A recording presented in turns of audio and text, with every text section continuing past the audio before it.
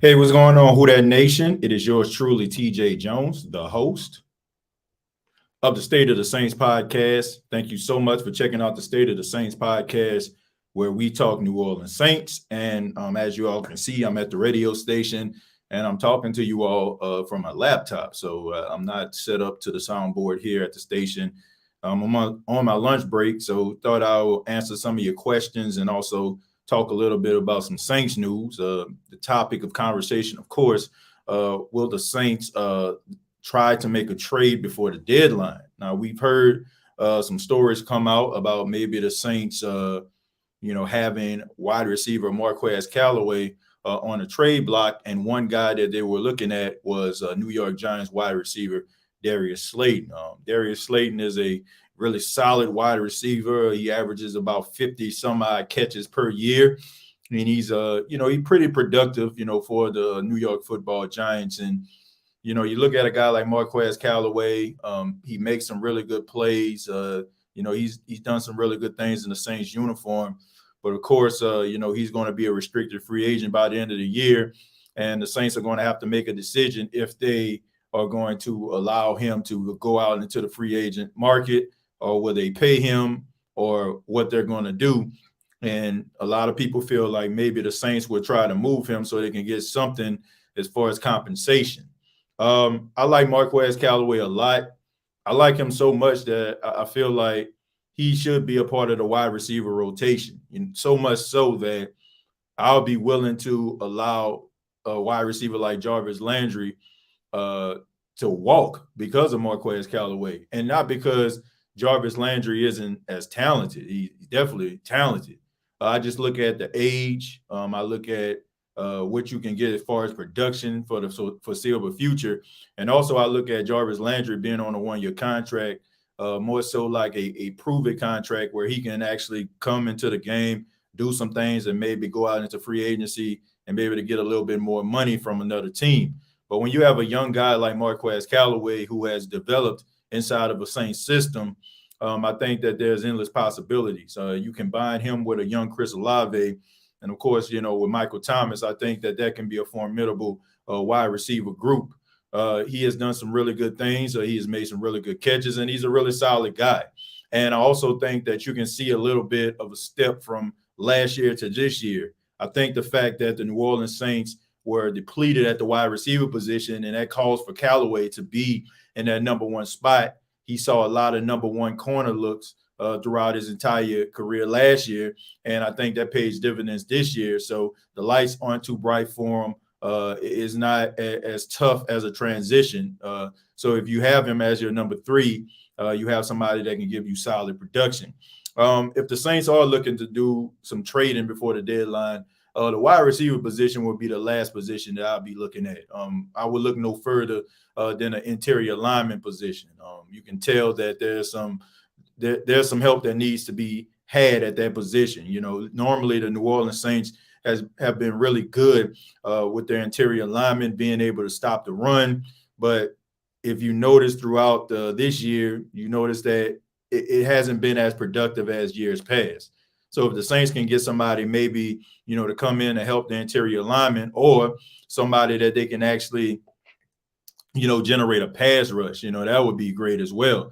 I would be looking at those positions and maybe even some help in the secondary. But as far as the wide receiver position, that's probably the last position I'll be looking at. But it just shows you that the Saints are trying to be competitive. Despite the 2-4 record, they're still trying to get over that hump. They still believe that they can win the division, and they still feel like they can make the playoffs. I guess, that's good that the team has optimism, but looking at the wide receiver position, I just feel like that's the wrong direction to look in.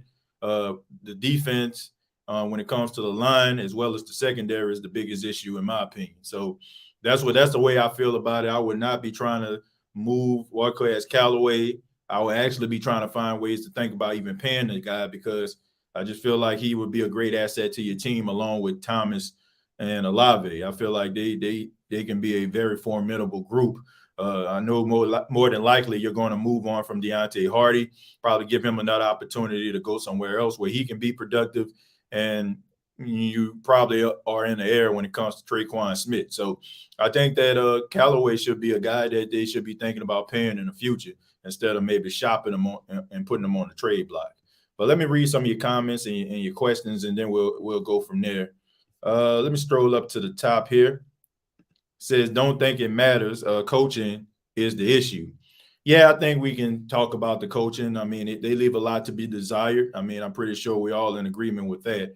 But I just think that you're going in the wrong direction if you're thinking about trading for a wide receiver. I don't think that the wide receivers are the issue here. I think more than likely it's about your inability to stop the run from time to time, and also being able to get, be able to get that pass rush. I think that is something that the Saints may need to take a look at.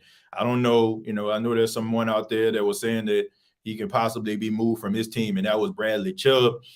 Bradley Chubb is a guy that if he is on a trading block, I would probably be making a phone call trying to see what I can do to bring him to New Orleans. The Saints need help when it comes to the pass rush.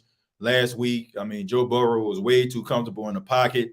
And, the sacks and the pressures are too few and far in between. And a lot of the times when the Saints do get the sacks is because, they come up with these exotic blitzes.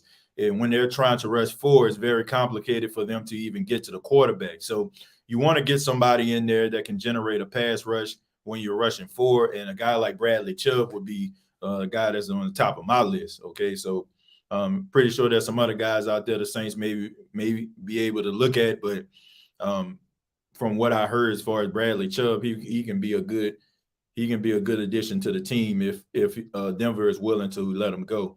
Good afternoon, TJ and family. Morning, Who Dat family. I'm gonna scroll down a little bit. Let's keep the faith, Who Dat Nation. We will turn this ship around. Look, I have faith.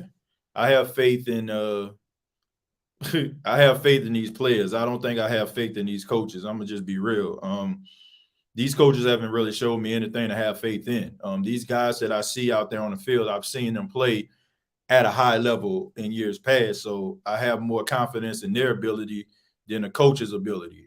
I'm very low when it comes to morale, when it comes to this coaching staff, and I just think that if the Saints are going to win some games, it's going to be in spite of the coaches. I think that they're way too conservative. I think they're way too careful. And I think they coach way too scared. So if they change that around, maybe they get a little bit more aggressive and maybe the team gets a little bit more physical, maybe I'll change my mind. But as of right now, I mean, you have to give somebody something to believe in, right? If I was just sitting up here talking to you and I was just dry and didn't put anything behind it, and I have no charisma or anything like that, it'd be hard for you to get behind anything that I'm telling you about. And I feel it's the same way with this coaching staff. I just don't have the confidence in this coaching staff right now because they're not giving me any reason to. Mickey Loomis said before, he was talking about some of the home games and, talking about the fans. He said, you got to give the fans something to cheer about. This coaching staff got to give the fans something to believe in. And it goes way beyond just having faith. You know what I mean? We have faith, but you know, you got to have somebody putting into the works too. They say, you got to be able to put the work in and have faith. But if you're not putting in any work and you just got faith, well, it's pretty much dead. Smack that like button, people. Yeah, look, if you like the State of the Saints podcast, I ask that you hit the like button. I really would appreciate that, folks, if you would hit that like button. Glasses look nice on you, TJ. Yeah, I wear glasses. A lot of times when I'm doing shows, I probably take them off because if it's an evening time, then you can see the ring light that's reflecting off my eyes or whatever. But yeah, I wear glasses. I've always worn glasses. Sometimes, I was supposed to wear glasses and didn't, and I can tell the difference. But thank you. I think it's Callaway. Let's see. They're talking about trading Callaway, and I don't agree with that. Callaway, it has all the help out the team with all those injuries. I wouldn't trade him. No, I wouldn't trade Callaway either. I don't understand why. Like, he's a young guy. I want to say he's about 25 or 26 years old. He's young. I think that he's somebody you can actually build around. He can be, that complimentary guy.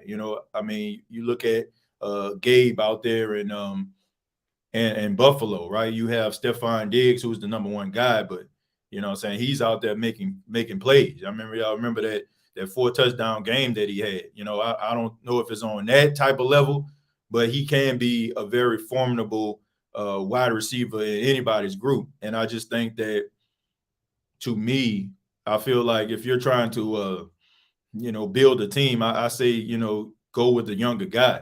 Like, I like Jarvis Landry a lot, but if I had to choose between Jarvis Landry and Marquez Callaway, I'm going with Callaway. I'm going with Callaway because he's young and he can give me more at this stage of his career than Jarvis Landry could. I mean, Jarvis Landry, 30? So you probably get about maybe 3, maybe 4 years of production if you decide to re-sign him. But with Callaway, I mean, this guy can be in your organization 6-7 years. I mean, he can be, your Lance Moore. The Saints had Marcus Colston. They had Meacham, but then you had a guy like Lance Moore, the guy that was moving the chains, the guy, if you needed a big play, you can throw to Lance Moore.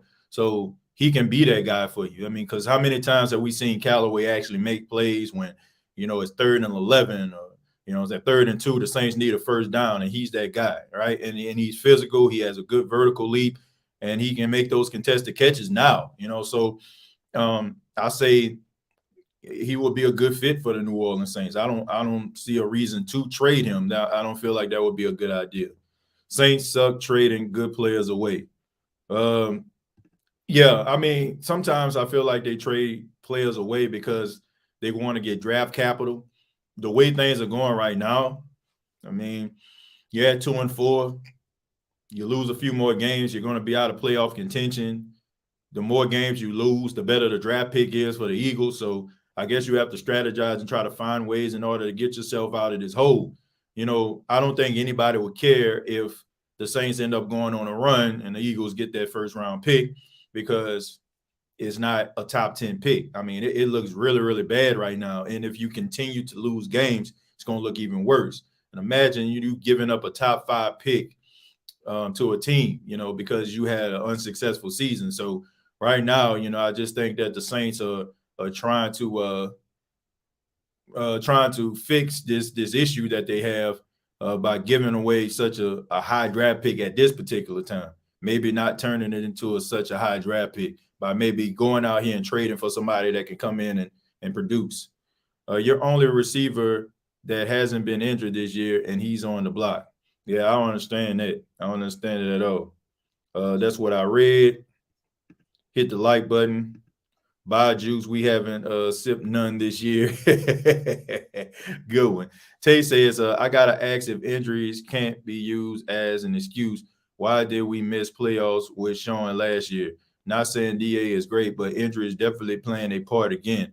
Yeah, you said I got to ask if injury can't be used as an excuse, because here's the thing, and it may be unfair, Tay, but this is just the reality. We've seen Sean Payton win and generate results with good teams. So it's not like you're talking about a first-year coach in Sean Payton that didn't make the playoffs. This was a guy who produced Super Bowls, who has produced division championships. So if they are down, you can kind of understand it. You can kind of understand because of all the skins that he has on the wall versus a guy like Dennis Allen who's coming in and, he's following a guy that has a lot of skins on the wall. So as fans, as supporters of the team, we're not going to look at them the same way. And you can say, man, that's unfair. I mean, that's a fair point, but that's just the way our minds work, right? Sean Payton has produced success for this team, and Dennis Allen has not as a head coach. So nobody's going to give him the excuse. It's almost like, for example, like Tom Brady, right? Today is Wednesday. If you're watching this show live, Tom Brady isn't practicing today. But I don't think anybody on the Tampa Bay Buccaneers team cares, right? Because this is Tom freaking Brady we're talking about. This is a 7-time Super Bowl champion. He's a surefire Hall of Famer, and they know that he's a GOAT. So nobody's going to care, right? Versus I don't know if Kyle Trask was to miss practice every Wednesday. Like, who is he, right? Who is he to miss practice every? What has he done? So it's kind of the same way. It's unfair as that may sound. Sean Payton has a level of seniority that Dennis Allen does not have. So that's the reason why some people would probably let that slip between the cracks and not allow Dennis Allen to get away with it because Dennis Allen is coming in as an unproven coach. T. Smitty says, I keep Callaway and say goodbye to Landry after the season. Plus, you wouldn't have to break the bank for him, and he makes tough catches. Yeah, T. Smitty, that's a good point. Like I'm always gonna roll with the younger guy that's productive. If I have an older guy and he's productive, and I have a younger guy that's just as productive as the older guy, I'm gonna roll with the young guy because it is a young man's league, and you also have to look at the uptick. How much production are you going to get out of a guy that's 30 versus a guy that's 25 that's showing you something? So I'm always going to go with the younger guys. I mean, you need seasoned veterans on your team in order to mentor some of the younger guys. But when it comes down to it, of who I'm trying to pay, then I'm going to go with the younger guy. And I just think that Callaway is a guy that fits into your system. He's a guy that can go out there, that can make plays. He's a guy that can go out there, that can move the chains, and you don't have to make him your number one. I mean, it's okay with that. Everybody's not going to be a number one receiver, but there's still spaces and spots for them to be able to produce. And I just think that Callaway can be that guy. He can win that one-on-one matchup. He can go out there and get that first down. He can win it. He can win the 50-50 balls from time to time. And when you need a touchdown, as y'all can see, man, he has delivered. So I don't understand why you would even consider putting him on the trade block. But hey, we shouldn't try him. He has a bright future. My opinion is him and Olave is the future. I agree with that. I think that Chris Olave, the trajectory of his career and where it's going, the way it's looking, I think he might end up being that number one receiver. I think he'll be that number one receiver for the future. And then you have a guy like Callaway that can be a part of that mix. So that's the way I look at it. You think we need to give Sue a call? Based on the lack of production that we've been getting out of the interior line, I mean, it wouldn't hurt. I mean, he's still out there. And Dominican Sue, I think he's like 35 years old, but he has never missed a game for any injuries or anything like that. And he's been, productive as a run stopper. So if, you can call him up and he's still interested at this stage, of the season, maybe trying to come back and helping the team, then I say give him a call. I mean, what can it hurt? I mean, I'm pretty sure he can do better than some of these interior linemen been doing this season. Man, that's the same thing I said. The only player that hasn't gotten hurt, but yet they want to trade him. I don't know. Maybe clearing room for Sue or Brown. What Brown we talking about here? I mean, Dominic and Sue. I mean, you can call him up, and call him up and see where he at, or see if he has an interest in being on the team. We know a couple of years ago, he visited the New Orleans Saints before, but he decided to go to the Rams. So we'll see. That hoodie is fire, TJ. Is it available for purchase? No, not right now, man. I'm actually not selling merchandise right now. I'm pretty sure probably in the next couple of weeks I'll probably end up like selling merchandise, but This is something that I had like from last year when I was selling hoodies and stuff like that. But I do have merchandise that's available. It's on teesprings.com. Search the State of the Saints podcast. Now it's not this same hoodie, but they do have hoodies available. So it's teesprings.com and you search the State of the Saints podcast. Let's see. We need pass rush badly. Yeah. I mean, you're not getting to the quarterback. I mean, I don't care how good coverage your secondary has. You got to be able to get to the quarterback. And I think it's complementary. So I think a lot of the plays that we see down the field has a lot to do with the fact that the front four isn't getting home. I mean, these guys got to work with each other. Like with Joe Burrow throwing the ball down the field, breaking sacks. I mean, that was on the front four. I mean, how long do you expect for these cornerbacks and safeties to be able to cover these guys? So it all works together collectively, right? The front has to be able to get pressure, and the secondary got to be able to hold it down until those guys actually get there. So they got to work together. And right now, I've been very disappointed at the pass rush. TJ, you never disappoint us. Well, I appreciate that, man. I appreciate the love. I appreciate the support. And I thank y'all for that, man. Y'all staying warm in your area.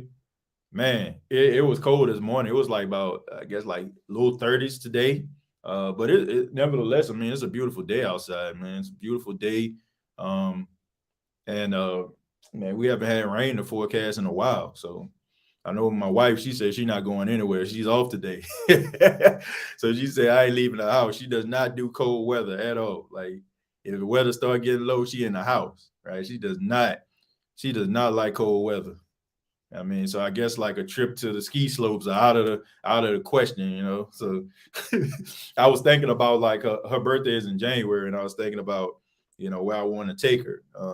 My wife is going to turn 35, and I want to do something special. I'm thinking about places I could take her. I'm like, well, can't take her to Colorado or nothing like that. She'll freeze to death. She'll never want to leave the room. Bill Walsh says receiver is the last position you fix. The Saints need speed in the front seven. Plus, you guys have been snake bitten with injuries. Man, you ain't lying.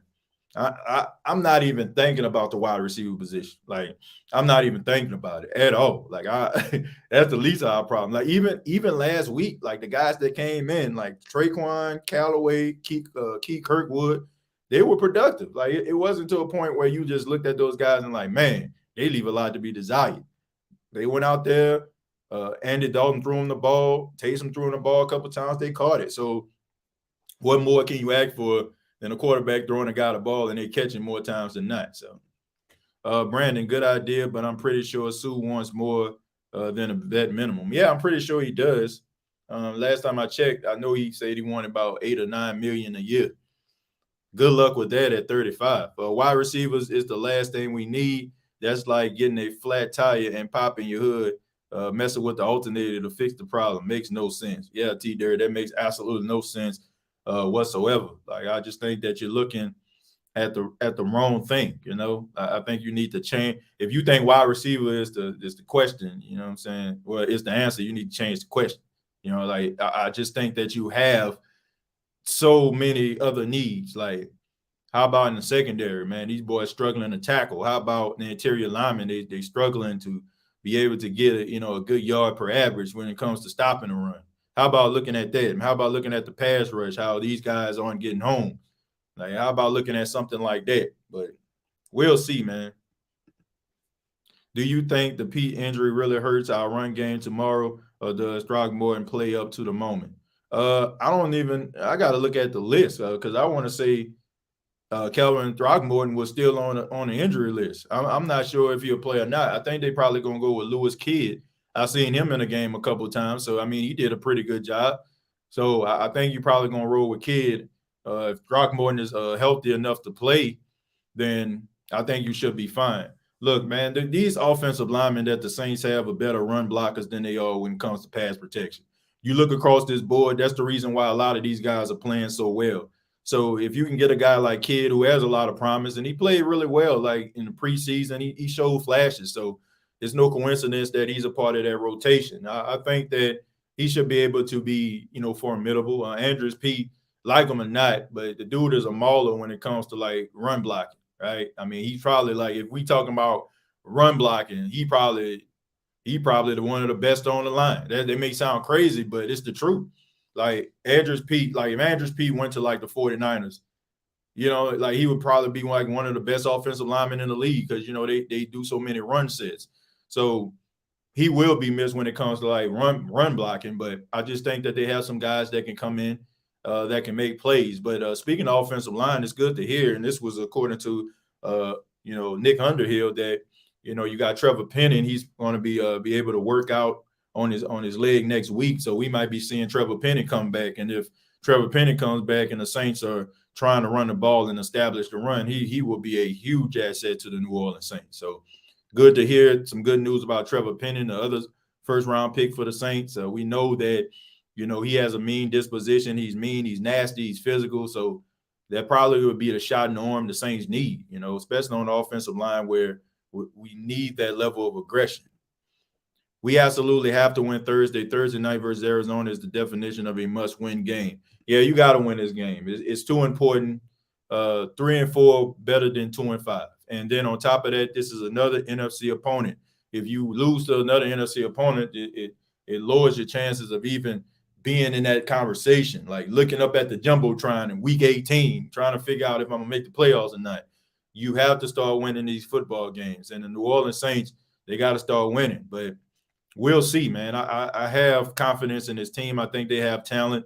I think they did enough to win last week. They just didn't come away with the victory. So hopefully they can get it done because time is running out. Like we can talk about, we only one game behind and we can find silver linings in these dark clouds. But in reality, if you don't start winning these games, then we might as well just kiss the playoffs goodbye and just start talking about next year because they have to be able to win this game. If you lose to another NFC opponent, just digging yourself an even deeper hole.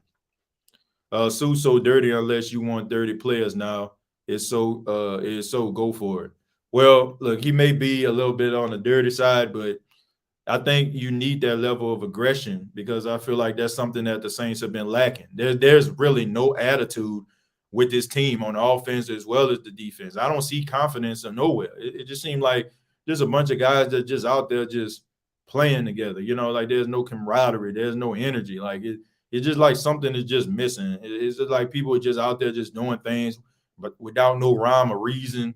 There's really no confidence in each play being executed. It's just like, well, that didn't work. Let's go with this. It's very weird looking at like Saints football, right? You don't know what's going to happen. You don't know what team is going to show up. You don't know how they're going to attack offense or defense. You just don't know. And usually in years past, regardless if the Saints were struggling or they were winning games, like you had an idea about how they were going to attack a team. Now it's like you really don't know. This team has absolutely no identity whatsoever. I think they fighting against what their identity should be, and I think we all can see it, is that they're a run dominant team. Like they need to be a physical running team. Like come up with different like formations in order to be able to run the football. And we see this kind of stuff work once again with the 49ers. We see, other ways that teams, have extensions of the running game. I think they need to focus on that. And I think that's when, you're going to probably see them being able to have success. The Sue being a dirty player narrative is pretty dead now. Fate without works is dead, pretty much. Nice glasses, TJ. Thank you, man. I appreciate that. What if Alontae Taylor is a dog, TJ? Well, I think he does. I think he is, man. I think he's a really good player. I think he has a lot of confidence in himself. You can tell the way that he talks. I like the fact that he was a leader at the University of Tennessee. I always have a respect for individuals that get appointed captains by their teammates. I'm always like concerned by guys who are like 3-year, 4-year guys and never been appointed a captain on a team. Like I feel like that kind of stuff speaks volumes. This guy, you listen to him talk, you can tell like the moment isn't too big for him. Like he was just catapulted into the game when Lattimore got into that fight with Mike Evans and he was kicked out of the game.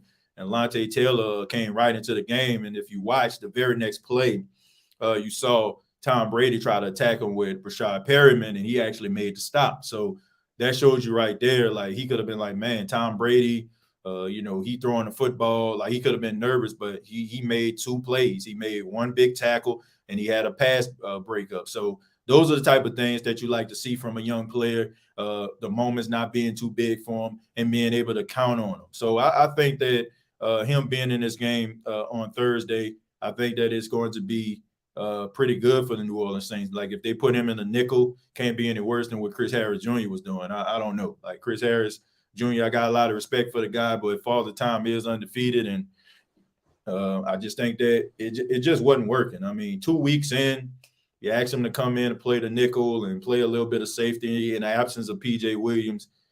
I just think that it's just a tall ask. And then you have a bunch of guys out there that's not used to playing with one another. The communication can be a little bit off. And also, I just feel like, these guys are just not on the same page right now. Davenport performance so far speak on it, please. Well, I'm very disappointed at what I'm seeing from Davenport. Look, I just think it comes a time when you just have to cut your losses. Like this can be a bad thing or a good thing. But I just think based on what you're actually seeing and what you're looking at, you might have to go in another direction. Like Davenport might end up going on another team and probably be a beast, but based on what I'm seeing right now, the only reason why you would keep him on is because of his potential. But how long are you going to be able to live off your potential? Like how long are you going to be able to do that? I just think that Davenport is a very athletic guy. I think that he has all the tools to be a really good pass rusher, but in a Saints uniform, I ain't seeing it. I ain't seeing it. Like I am not seeing him being able to get home, and the Saints have to rely on him to do it. Like you're getting hurries, you're getting the quarterback off the spot, but you're not getting home. And it's not like you're playing against some of the best left tackle in the business or something like that over these last couple of weeks to a point where you shouldn't be able to dominate your matchup. So that is very concerning. To me, I feel like the Saints, when it comes to Peyton Turner and when it comes to Davenport, I think maybe you need to be looking in another direction because they have to find ways to get to the quarterback. They have to find ways to get to it. And I know we rely a lot on Cam Jordan, but Cam Jordan is up there in age, and Cam Jordan should be at the point where it's basically just lanyap if he gets home. You should be relying on your young guys like Peyton Turner and Marcus Davenport and getting home more times than that, even of a Cam Jordan. But Cam Jordan is a legend. He's making a Hall of Fame resume, but these young guys got to be able to step up. That's just kind of how it works, right? You remember like when the Indianapolis Colts had Marvin Harrison and Reggie Wayne. For a long time, it was the Marvin Harrison show. He was the one that was catching all the receptions. And then, Reggie Wayne was just like the compliment guy. And then as Marvin Harrison started to get a little bit older, you start to see Peyton kind of move the ball a little bit over to Reggie Wayne. And then Marvin Harrison left and it became Reggie Wayne's team. That's kind of like what it's supposed to be like with the Saints when it comes to the pass rush. But we ain't seeing it. And we're still relying on a 32-year-old man. If he doesn't show up, then you're not getting any type of production. But you're supposed to have 2 studs that you got in the first round, one that you actually made some moves for, that you could have had an opportunity to get Lamar Jackson, but you decided to get Davenport. And then you get another guy who basically just was about 6'6", 6'7", who has had a history of being injured, but you just like his wingspan and you thought he was athletic enough to play the position, but he can't even get on the field. So I think that you need to find a way to be able to get somebody that can give you that type of production, or, maybe you need to, try to find ways to try to move these guys out, maybe get some trade bait or something like that for them. I don't know, get some value, from somebody else. But I'm telling you, I don't know what the Saints can possibly do. I don't know how you can get this done. But to me, if the Denver Broncos and everything that I'm hearing about Bradley Chubb, I'm calling up the Denver Broncos because I know Bradley Chubb will be able to get to the quarterback. Not a good pass rushing outside linebacker similar to Michael Parsons. Yeah, I mean, look, the only reason I would be in favor of a trade for trading away Marquez Callaway is if you trade Marquez Callaway to the Chicago Bears and you end up getting Roquan Smith. Like, I wouldn't be mad at that, you know. like if you like trade, you trade Callaway and maybe like a draft pick, and you acquire Roquan Smith, who had some issues with the Chicago Bears earlier. He wanted a new contract, so if it was something like that, I'd be in favor of it. But and also, like I said, somebody like Bradley Chubb, the Saints have got to get pressure. They got to find ways to get pressure, and if you don't have the guys in house, you got to find ways to be able to get those guys in house in order for you to make those, be able to get to the quarterback.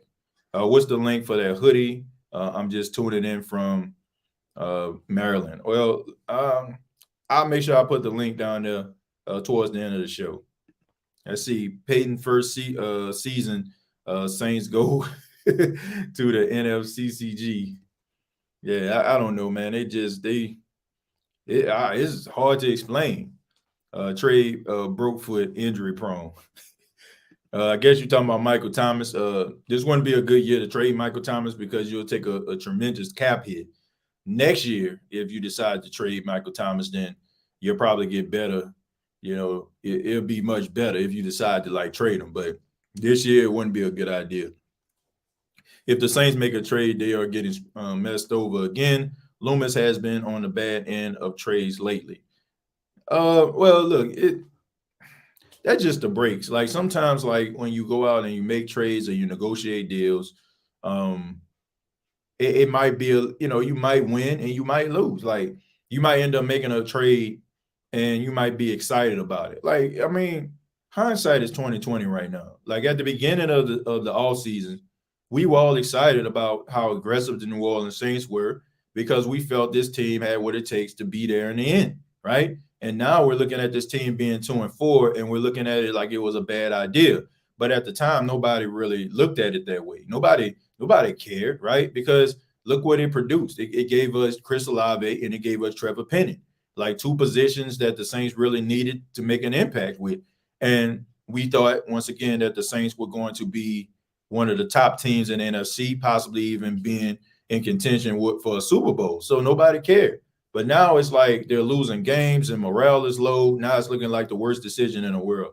But when you're doing decisions like when it comes to like GM decisions, some of them going to look like the smartest decision in the world, and some of them are going to look pretty bad. And I just think that it shouldn't stop them from being aggressive. Sometimes you're going to hit and sometimes you're going to miss. And this was one of those cases where it's looking like he missed. Loomis can't make a trade, bro. He lowballing us. Who is out tomorrow? I mean, who's not out tomorrow? That's the question.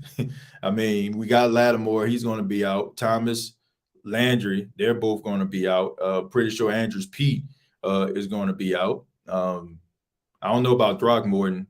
I know Andy Dalton was on the list for the back injury, but I'm pretty sure he's going to play. Jameis probably going to be in uniform again. But, yeah, for the most part, it's pretty much the same guys that were out last week, for the exception of Olave. Like, he cleared concussion protocol, so most likely he's going to be able to play. So that'll be a huge addition to the Saints this week. Trade Taysom, are you kidding me? He and Kamara our only spark. Who talking about trading Taysom Hill at this particular time? No, not right now. I remember like at the beginning when I was talking about the Saints maybe get a tight end. I think when Mike Gesicki was out, I was saying if you wanted to get a trade in, you might have to trade Taysom Hill for Gesicki. And I know some people might look at that as crazy, but if you look at what Mike Gesicki is doing, besides a really bad rendition of the Gritty, yeah. But besides that, like he's extremely productive out there in Miami. But yeah, as of right now, you don't want to get rid of Taysom Hill. Taysom Hill is your biggest weapon right now. When you don't have Michael Thomas, you don't have Jarvis Landry, and the way that the Saints are using him, he's the biggest weapon that the Saints have. So you definitely don't want to get rid of him. If George Pickens was the 49th pick, we wouldn't have had to sign Landry. I don't know. I don't know why. Like, to be honest with you, I think they wanted more production from the wide receiver position. And you look at some of these guys that were just inexperienced and they left a lot to be desired.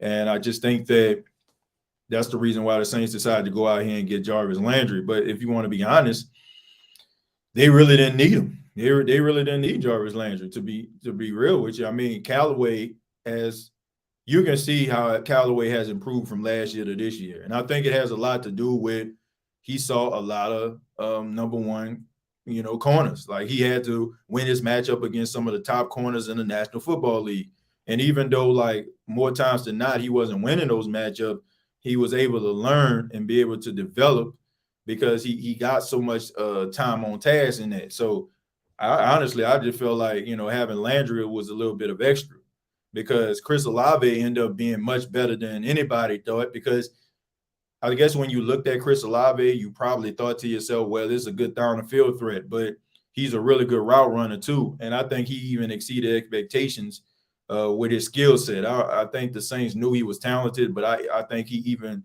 blew them away with some of the things that he's doing. So honestly, I just think that Landry was a little bit extra because, I mean, Callaway could have easily been at number 3, with Thomas and Olave, and they still would have been productive. We're 2 wins away from saving our season. Hopefully they can get it, man. Probably the better question is who isn't out tomorrow. Yeah, you have, I want to say they say you have 27 players total if you combine the Saints and the Cardinals that are out. That's a lot. That's a lot of guys. Just imagine what we could do for him. Plus, how many playoff games with him? I don't know what we're talking about. I'm sorry. I may have missed the guy who you're talking about, Prime. Just let me know. I guess I must have missed that comment. You can't trade Traquan Smith. Nobody wants him. Yeah, nobody's gonna give you anything for Traquan Smith. Traquan Smith had opportunity to go out here and sign with another team, and the only visit he got was with the Falcons, and he walked away without a contract. So that the Saints end up bringing him back. And I'm not gonna like completely look down on Traquan Smith because Traquan Smith has done a really good job this season. He's stepped up in moments when they needed him. A couple down the field passes. One pass he caught, he ended up getting concussed on.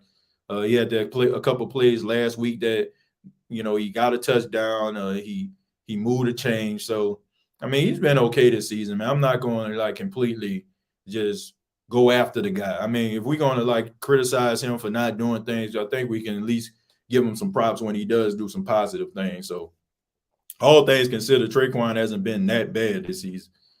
Trading Callaway would be idiotic when we got 3 top receivers that can't stay healthy. Landry, Thomas, and Hardy literally out every week. No one going to trade for Thomas, though, with that contract. No, you basically going to be, if you do trade for him, you just trading for him because of what you've seen him do in years past. But as of right now, I mean, he's looking like a guy that's injury prone. And I say he reminds me a lot of Hakeem Nicks. Like if you remember the wide receiver for the Giants, guy came out of North Carolina, big, crazy hand, with like 2XL gloves. Like he was a possession guy. He was a good route runner. He can get those 50-50 balls. And then all of a sudden he started having ankle injury and knee injuries. And all of a sudden the injuries started to pile up. And he ended up like being a shell of himself. And that caused him to kind of move around the league. As a matter of fact, the Saints even signed with him. He was the guy that text Sean Payton asked him, about coming into practice or coming into camp, and he couldn't make the team. That's what this is looking like. Michael Thomas is a talented guy, but I don't care how much talent you have. People want to see you being available. It doesn't matter how talented you are when you're on the field if you're never on it. So you're going to have to figure it out, man, because right now it's not looking good. It's rather 2 things. It's rather he's looking like he's extremely injury prone, or he just doesn't have an interest of playing with the team anymore. And this will be game number 30 since he signed his contract that he hasn't played in. So since he signed that new contract, he has not played. He has missed 30 games. He has missed 30 games since he signed that contract. That's not what you want to hear, And also that's what teams, they become skeptical about, when guys start to get contracts and then all of a sudden, they get hurt here, little nick there, and then they all of a sudden they don't want to play or they don't give you that much production anymore. So, I mean, it's not looking good. I want to trade Callaway, especially with our wide receiver room being banged up. I think we need defensive line help. Yes, to that. Yeah, we need defensive line help. That's the biggest issue to me, more than anything else. Jordan, thank you very much for the 499. Says, would you start Taylor at the slot this game versus Arizona? And what are your thoughts on Ayamada? Yeah, I was starting Alontae Taylor in the slot this game. And as far as David Ayamada, yeah, he hasn't been David Ayamada that we're used to. Now I don't know what's going on with him. I don't know exactly what's happening, but I mean he's made some plays, but not on the level in which we're used to Ayamada being being at. So I do think that he needs to play a little bit better. Um, I'm seeing like him getting pushed around. That's not the David Onyemata that we're used to seeing. He's a guy that has really developed. He was a raw talent when he got to the Saints, and the coaches got with him, and he developed as a player, and he has been arguably like one of the best interior linemen in the game. So we need him to go back to being that if the Saints going to be able to get out this over this hump that they're trying to get over. Taysom isn't really a tight end. They need a Mark Andrews. Well, look, as long as Taysom Hill is being productive in all the things that he's doing, I have no problem with that. But I can understand that you want a guy like a Mark Andrews, like a Zach Ertz, like a Dallas Goedert, a guy that can go out there that can, catch those passes. But Taysom Hill is such a weapon, and because you can do so many different things with him, I just think that he's a great asset. And the best thing about all of this is the fact that they haven't even really used him at the tight end position. So the goal is to make sure that they get him some reps as a tight end. So it'll be interesting to see what he can actually do if the Saints did line him up as a tight end. So we don't even know what he can do yet for us to even, but know that he has that capability of actually being that tight end that they need him to be. But other than that, I mean, you still got Juwan Johnson out there making plays, and and you also have Adam Troutman, who has done a really good job. Which I don't think he probably gonna play. I don't think he playing Thursday either because he has that ankle injury. You remember he was going in motion and he went down.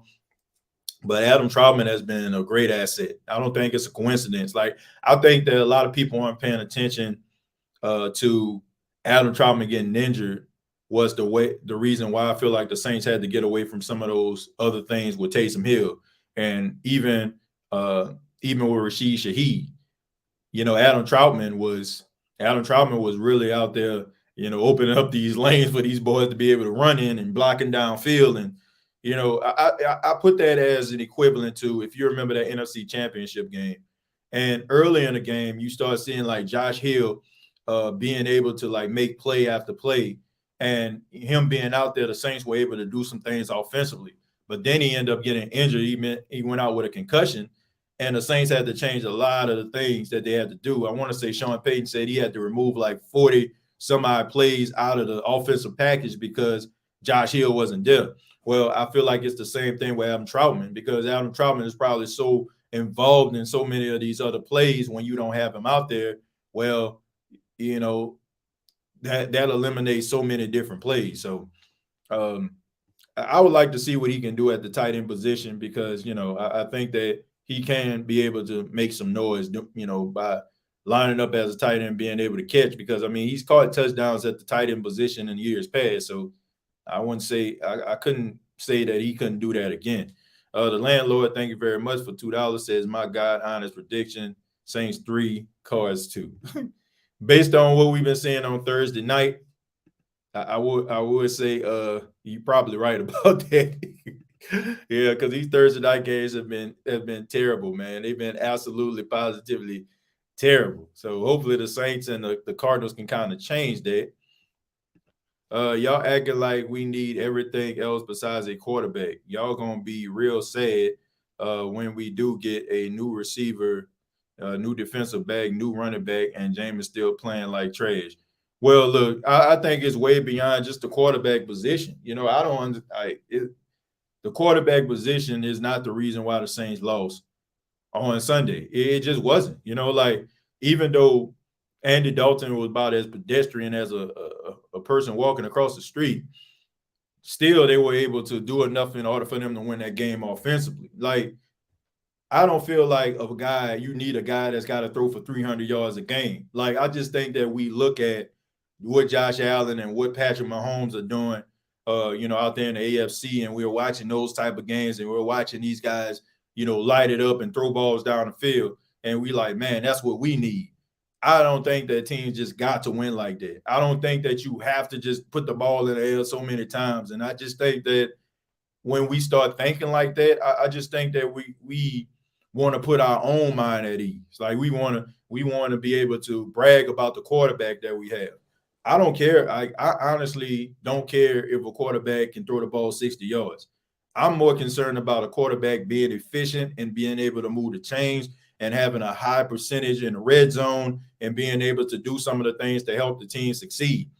I feel like the New Orleans Saints, if they're going to be able to be a contender, they're going to have to change up the offense, like regardless to who the quarterback is. I don't care if it's Jameis. I don't care if it's Andy.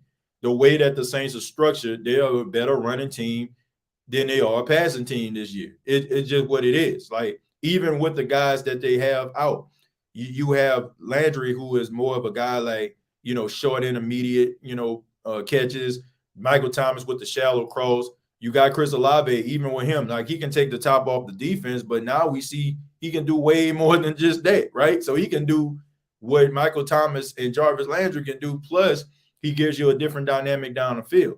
So I don't feel like you just need a quarterback that's just going to go out there and just throw for a whole bunch of yards. I just don't see that. Like we've seen teams in year past make the Super Bowl, and they don't have a quarterback that just lighten it up. They're just ripping it up, wrecking shop. We've seen teams be able to make the postseason, and we've seen teams make their way to the Super Bowl with a quarterback that's just not out there just lighting it up for 5 touchdowns and 350 yards.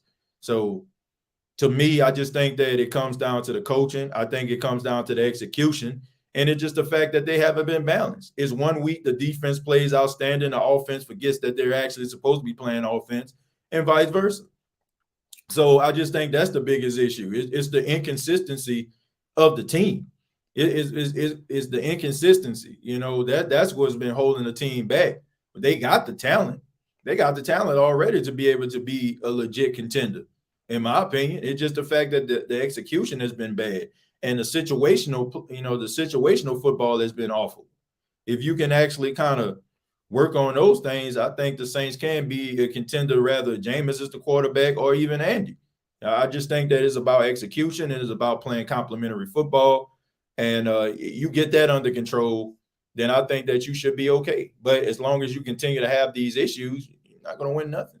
TJ's glasses, thank you very much for $2. Said TJ may be talking, but we the ones shining. Oh, man, thank you very much. TJ, I need to get that hoodie out you. Well, I mean, look, I don't know. Well, these camouflage hoodies aren't on the website, but if y'all interested in getting, purchasing one, so I can make sure that happen. I can get some hoodies made, and maybe we can sell them. If I get enough people, to be able to like want to purchase one, I love to be able to, sell these. But if I get enough people that want to get it, I feel like some of these players just don't want to play for us.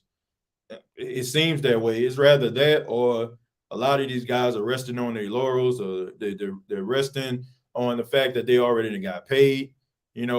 I look at some of these players out here. Sometimes, like when you are established, sometimes when you make All Pro, make the Pro Bowl, get that check, get that big payday. I just think that sometimes, unless you're like built differently, I think it kind of affects you the way that you're playing, because you feel like, man, I done already made it. It takes a special player to go out there to get paid and still go out there still wanting to be great. That's why you got to have a lot of respect for a lot of these guys that get the big payday and they still go out there and they play and they exceed even the money that they got for their big payday.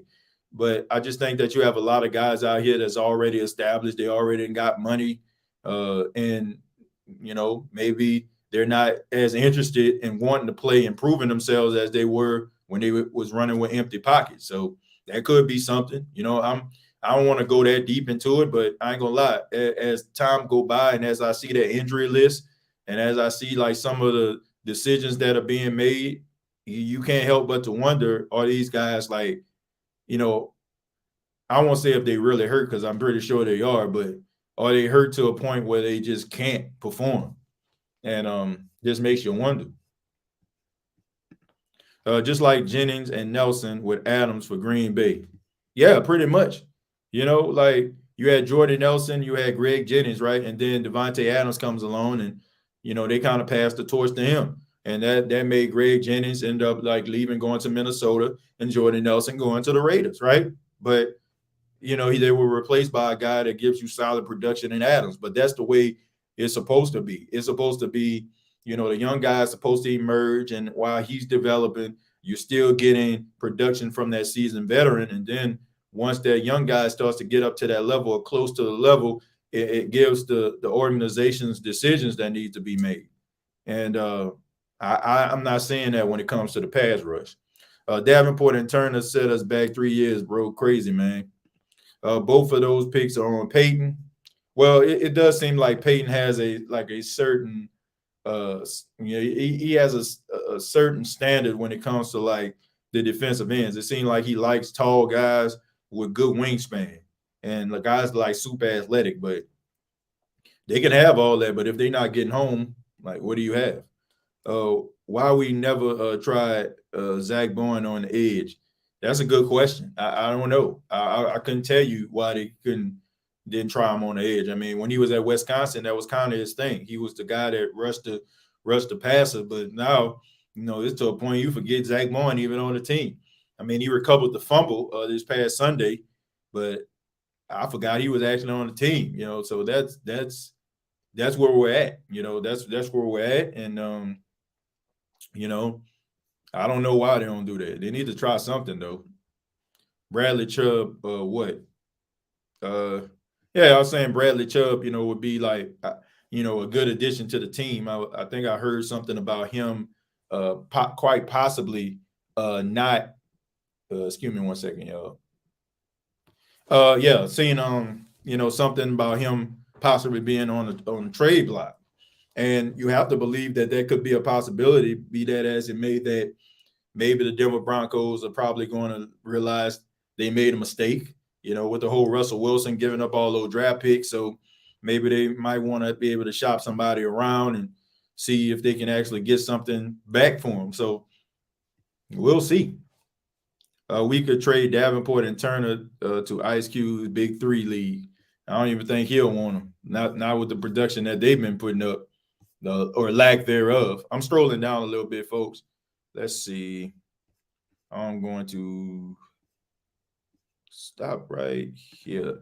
Boy, the whole coaching staff is shot. It's about time to see what you can get for Mike Thomas. Dude has checked out as a Saint.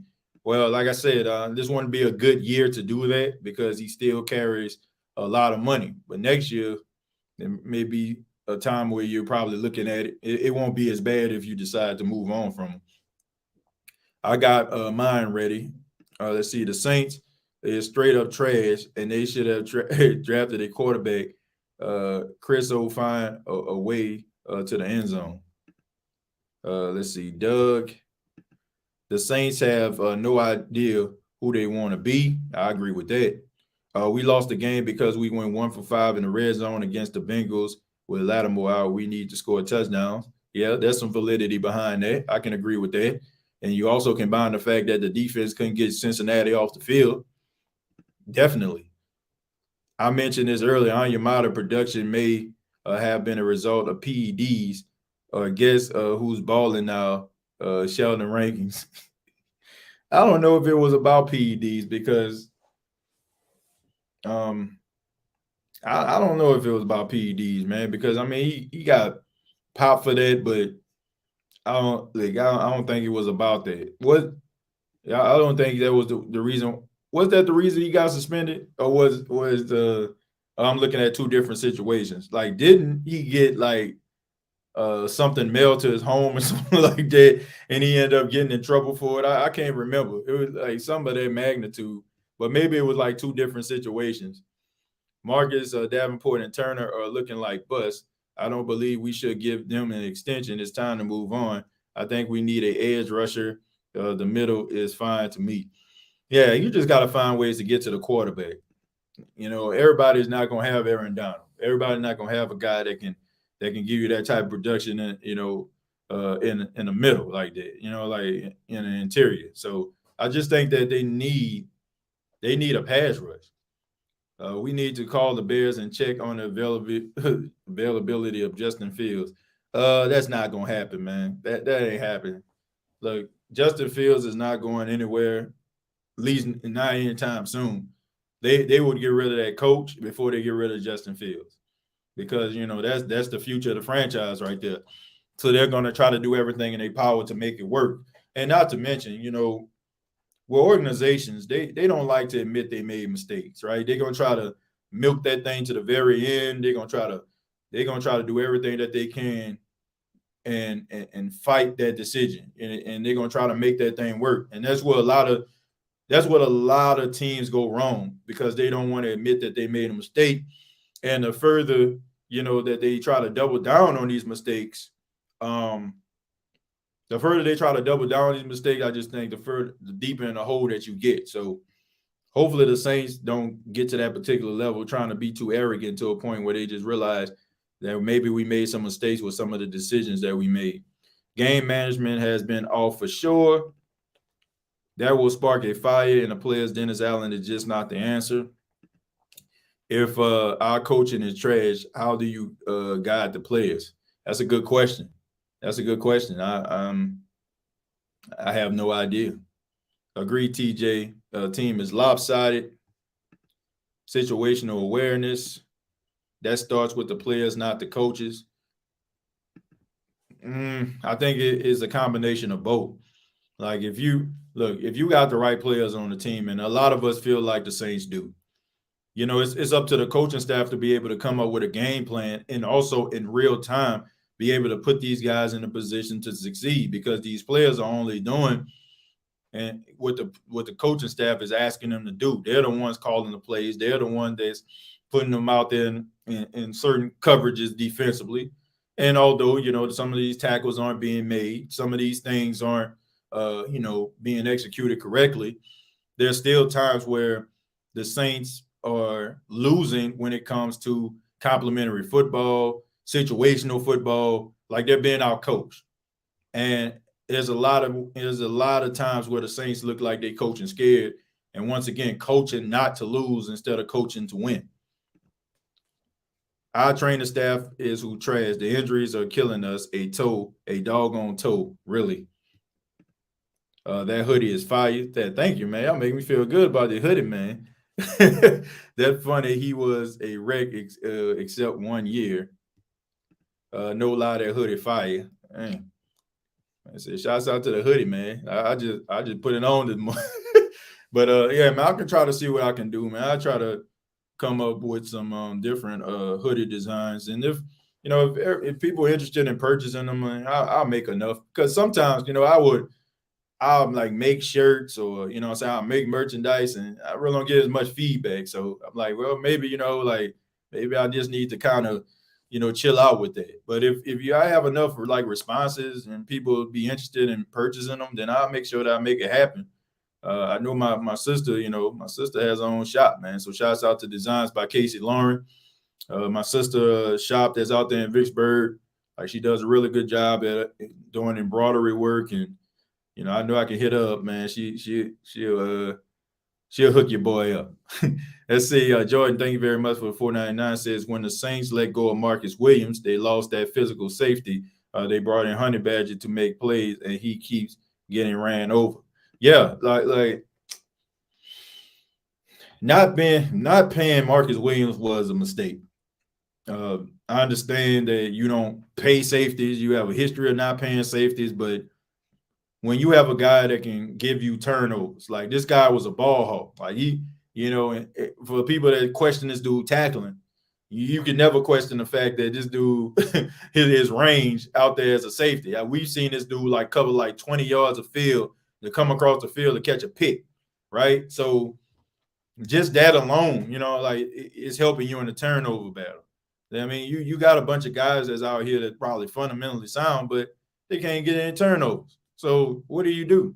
So hopefully the Saints try to, they can be able to get some more turnovers as the weeks go by, but that Marcus Williams thing is looking really, really bad right now, especially since what he has been doing in Baltimore. Like I said, I know he's hurt right now, but he has done a really good job out there in Baltimore, and he's made a whole bunch of plays. TJ, do you think we'll see Mike T this season? Keyshawn knows something but can't speak on it. Barbara, thank you very much for the $5. Yeah, I think you'll see him. I think you'll see him by the end of the season. I think he should be. I think he'll be back for the Raiders game. To be honest with you, but what concerns me is the fact that he misses 4 games and the Saints don't put him on IR. So I'm wondering to myself, like, did the Saints believe, or he told him, or his representation told him that he would be back in less than 4 weeks, and the Saints believed him, and they didn't put him on IR. So I don't know what's going on with that, but I don't know, man. It's just not looking good. Like my thing about it is, if you're just not happy with being on a team, just tell them. Like, like just say that you don't want to be here, and then let them, find you a home or trade you somewhere. Instead of you like just sitting up there milking a injury for all his work. But I don't know, man. I'm not there. I'm pretty sure the dude wants to play. He's a competitor. We know how good he is. And I guess it really doesn't make sense because, I mean, he was on a warpath since he got back. In the games that he was playing, he was extremely productive. So I don't think that makes much sense for you to be coming out there like your hair on fire for like 2 or 3 weeks strong, and then all of a sudden like just shut it down. Like I don't think that makes much sense. So I'll give him the benefit of the doubt, but I mean, the Saints need you. The Saints need Michael Thomas and his production, but him not being in the lineup, that's extremely concerning. You're exactly right. They can't throw the ball down the field because they are garbage. They had opportunities to get a quarterback. Yeah, I agree with that. They did have opportunities to get a quarterback. You had opportunity to get Malik Willis. You had opportunity to get C.J. Stroud. You even had opportunity to get Kenny Pickett, and you didn't. They felt like, Jameis Winston and Andy Dalton, they can do some things with them. And, look, I can't get upset with that because based on like what you've seen with Jameis last season, you have to believe that the Saints felt like they can build on that, right? 14 touchdowns, 3 interceptions. So, he was showing like signs of turning a corner. And, the fact that you can get him for the price that you did, I'm not mad at the Saints for making that decision. Once again, hindsight is 2020. The verbiage and the language in which we're speaking right now is completely different, right? Because you have people out here that at the beginning of the season was like, well, we can build on what Jameis, was doing last year before he got hurt.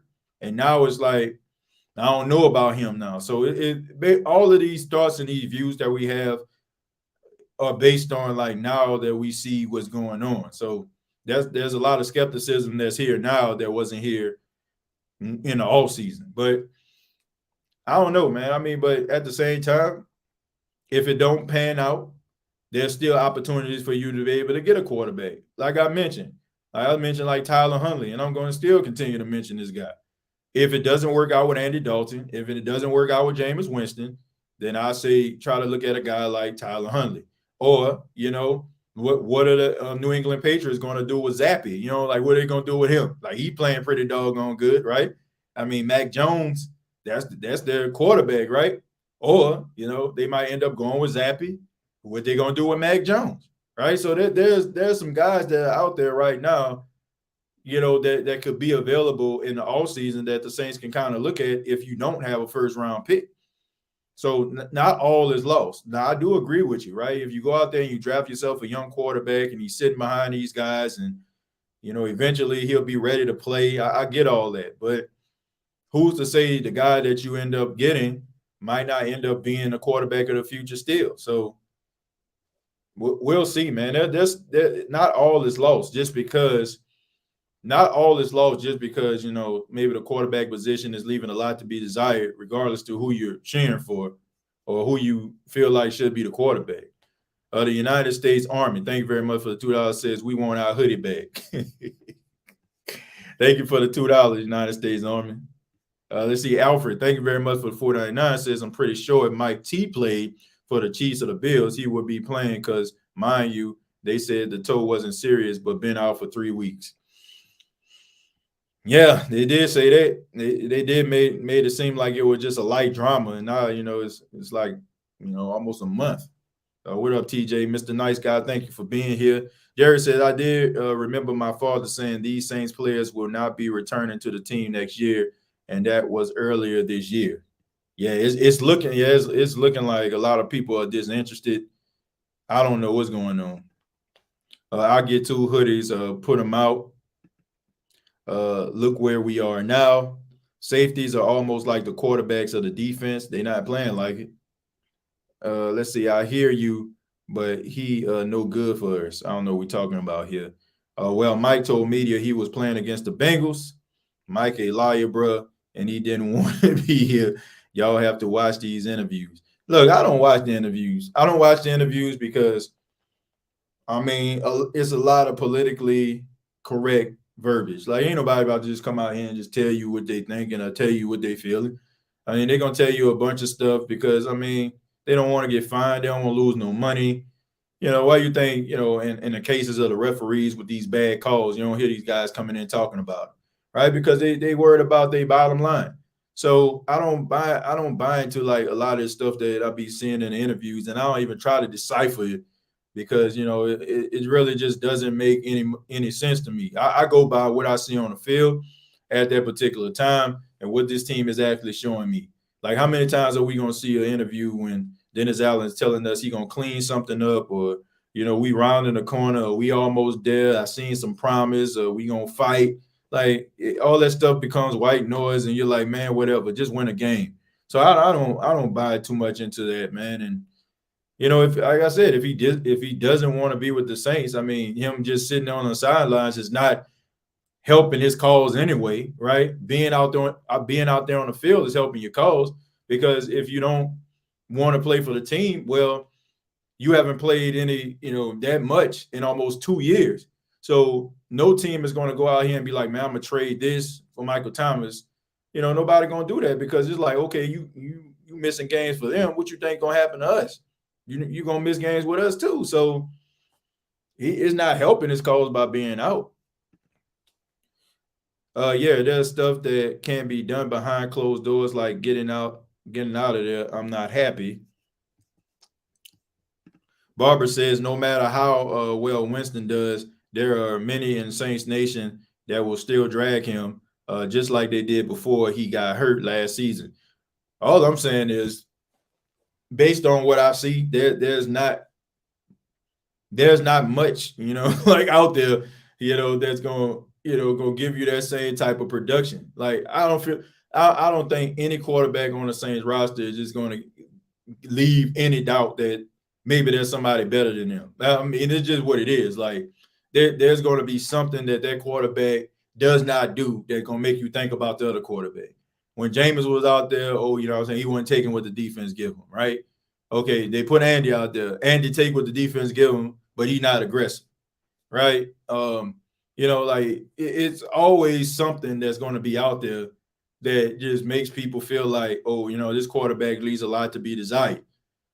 If based on what I'm seeing right now, based on what I've saw, based on like where they're going, I don't see any one of these quarterbacks being a future of the franchise. I mean, it's just, like, as unfair as that may seem, I can't see that. Like, based on what I'm seeing right now. Like, I'll put it like this: if Dennis Allen comes back, there's a chance that one of these guys will return, Dalton or Winston. But if it's like a new head coach, I don't see either one of these guys like coming back. I mean, I just feel like they both leave a lot to be desired. They do, so. And I don't think anybody is ever just going to be completely satisfied with either one of these guys. Because it's crazy. Like, it's so crazy. Because if you give Jameis Winston's, Andy Dalton's like conservative approach, you basically got to have a good quarterback, right? Andy Dalton makes good decisions more times than not. If you have an issue with Jameis, the biggest issue you have is probably his decision making. So if you combine these two quarterbacks together, you basically got yourself a really formidable quarterback, because Jameis Winston has all the arm talent and abilities to be the quarterback. And the only thing people talk about it really is his decision making. So everybody applauds Andy Dalton for his decision making. And I just think that that's funny. But I don't know, man. Like, based on what I'm seeing right now, like, none of these guys have left doubt like this is their team to lead. Josh Bullock's back. He saved our backfield. Josh Bullock, he pretty long in the tooth now. So I don't know what he's doing, but both quarterbacks have their drawbacks. But we're not going to sit here and just act like one doesn't have any at all. Well, like I said, they both to me leave a lot to be desired. Depends on like how when you're critiquing quarterbacks, like they both do. Like they both have like limitations, and if you can make an argument for either one of these guys starting and not starting. So I just think that we just spoiled as fans. Like it's just what it is. Like we've seen such great quarterback play for 15 years. Now it's like if a guy lacks anything, we like, man, we don't want him. But we're not realizing like we're a prisoner to Drew Brees' greatness. We're a prisoner to that.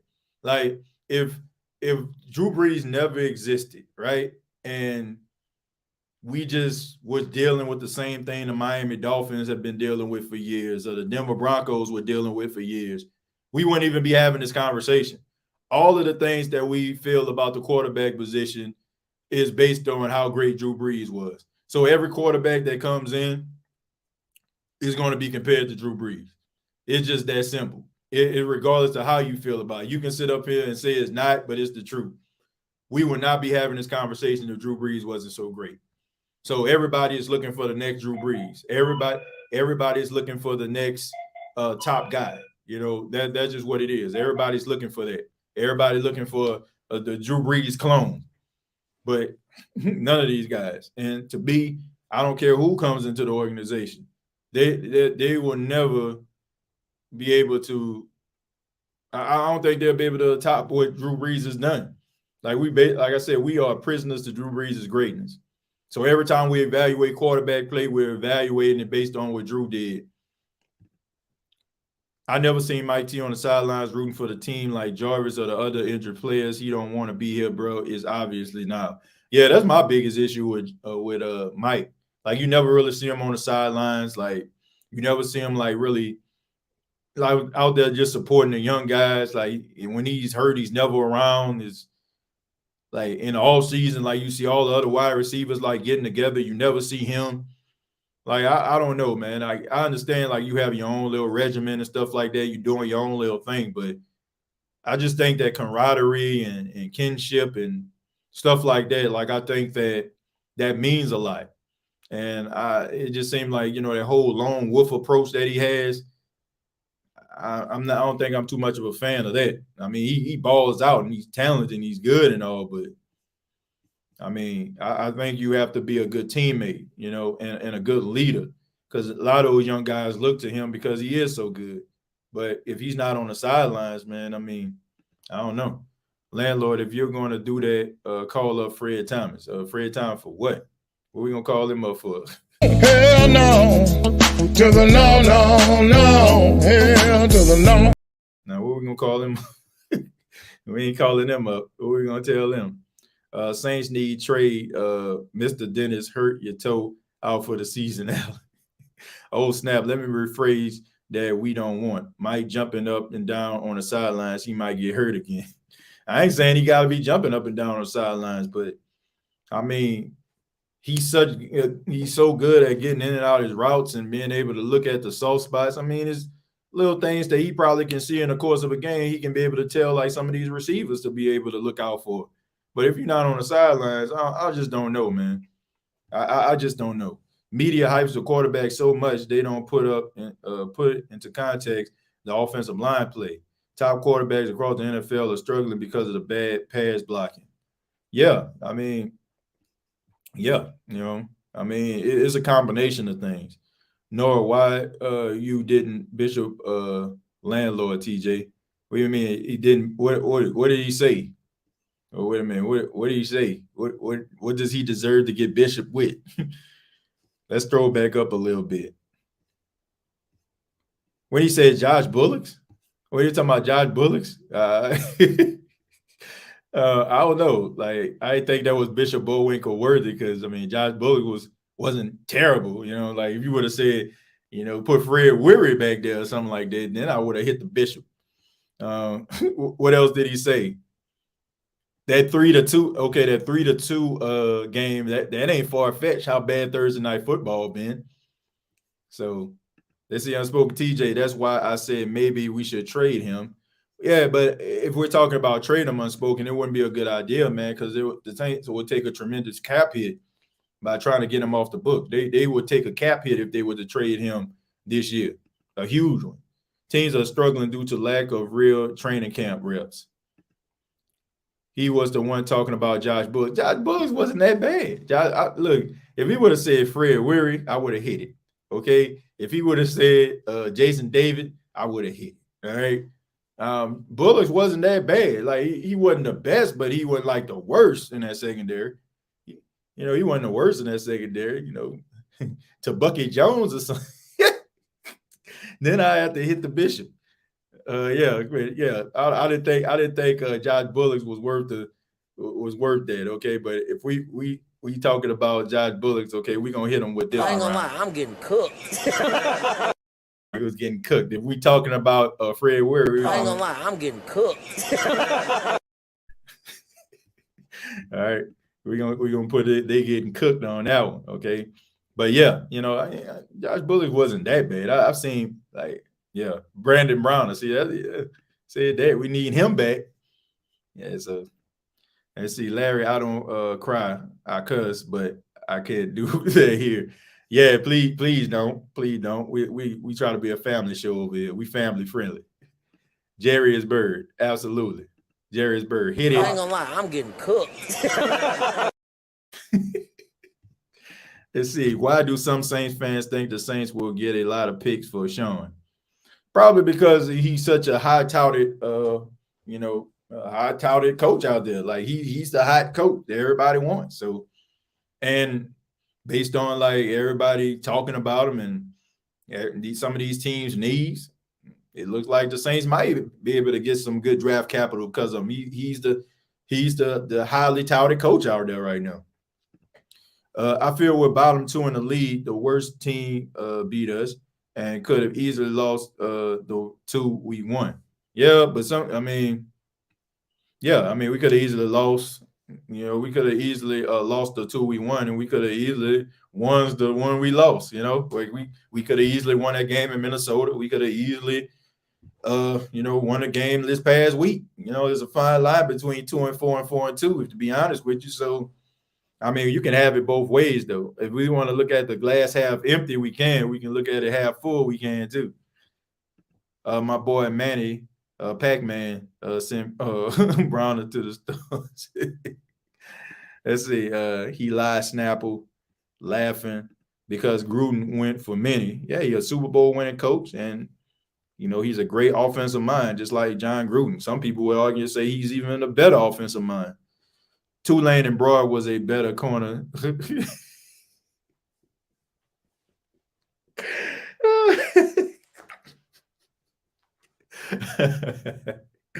Oh, that's a good one right there. Tulane and Broad was a better corner than Browner.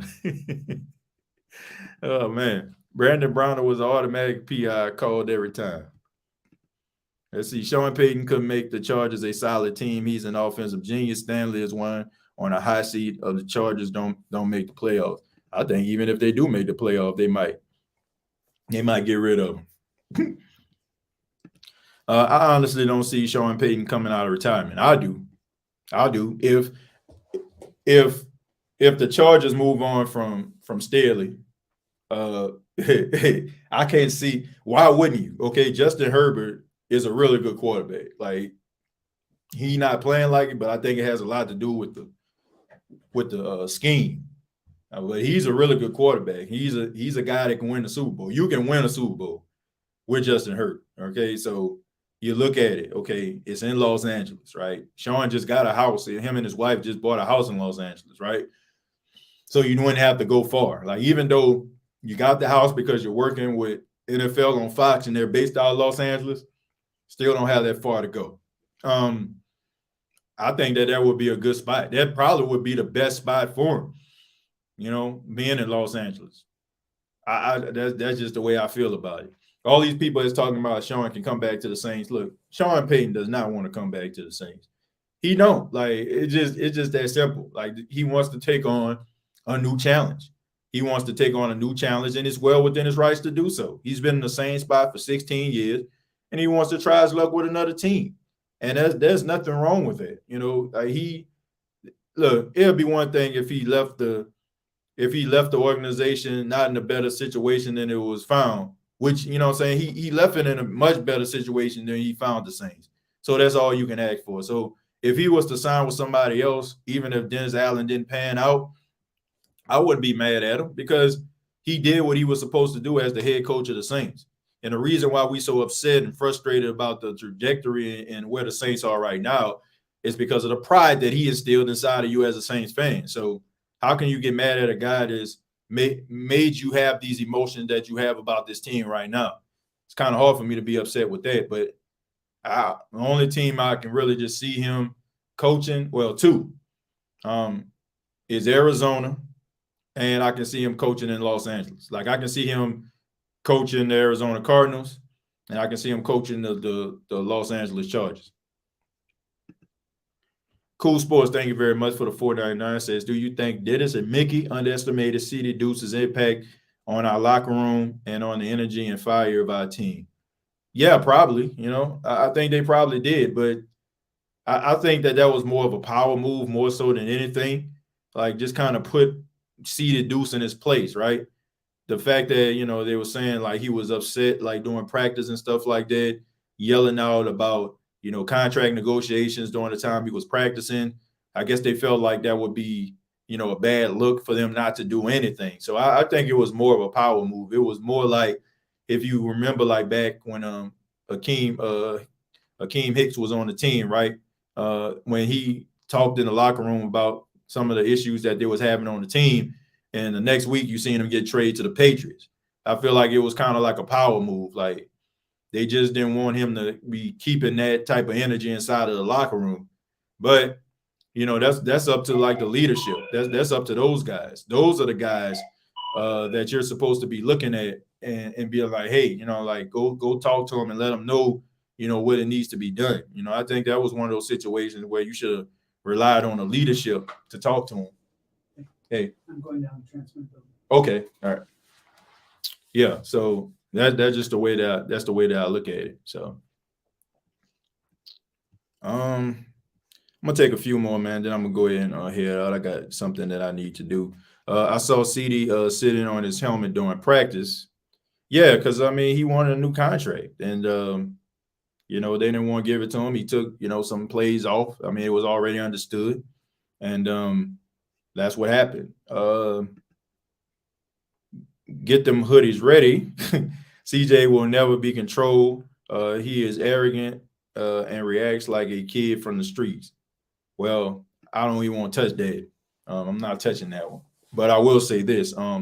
His personality is a breath of fresh air. Like, I think that we want players to look like and act like politicians or something. Like, they want them to say the correct things, do the correct things all the time. I thought it was very refreshing that he was such an open book, because the same things that we loved about him, is the same thing that people are critical about. Like, we was okay him kicking a Falcon sign, right? We was okay with him folding his arm in Tom Brady's face. We was okay when him getting into a fight with Denzel Mims, right? Whoever the guy name was, Javon Mims or Wims or whatever. We was okay with that. But then when the guy started talking about his money and telling everybody about his worth, then all of a sudden we had a problem with that. So we're okay as long as the guy can't buck the system, right? We're okay with his actions then, because it's making us feel good to be able to talk, about other teams because we got him on the team. But when a guy starts to talk about his money, then all of a sudden it's a problem. I I don't really understand it. I like C.D. Deuce. I like his personality. And I think that you need guys like C.D. Deuce on your team because there's going to come a time when, morale is probably going to be a little bit low and you're going to need somebody to be able to boost people up in the game. There was this basketball player. I guess it was at UCLA. I'm pretty sure some of y'all probably seen this video. I think one of the players actually like missed a shot and he put his head down and his teammate came behind him and picked his chin up. Like, man, pick your chin up. So that's kind of like what C.D. Deuce used to do. So you need those type of guys on your team.